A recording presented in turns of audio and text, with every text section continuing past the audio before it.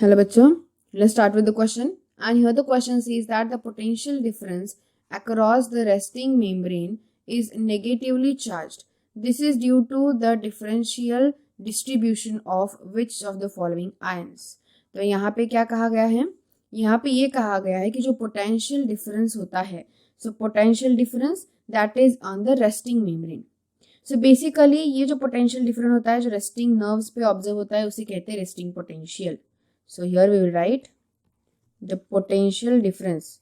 जो potential difference हमें कहाँ पे observe होने वाला है? So this potential difference that is seen in a resting nerve. जो हमें resting nerve होती है उस पे जो हमें potential difference observe होगा. So that's why it is called as the resting potential. उसे हम क्या कहेंगे? Resting potential कहेंगे.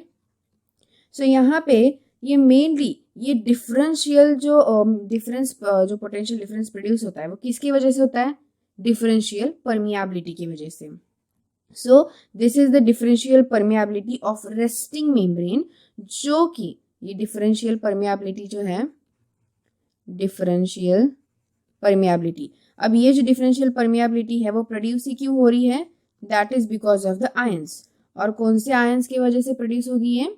That is because of the K plus and Na+ ions.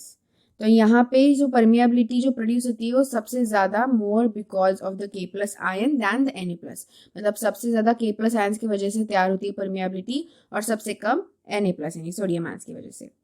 So basically this is slightly कि ऐसा होता है कि जो K+ आयंस का मूविंग है और Na+ आयंस का मूविंग है वो थोड़ा डिफरेंट है. तो जो अगर हम K+ डिफ्यूजन देखें तो that is moving inside and causing slight difference polarity. तो इनसाइड मूविंग जो होता है उसकी वजह से पोलैरिटी डिफरेंस कॉज होता है. सो दैट्स वाई यहाँ पे हमारा करेक्ट आंसर क्या आना चाहिए?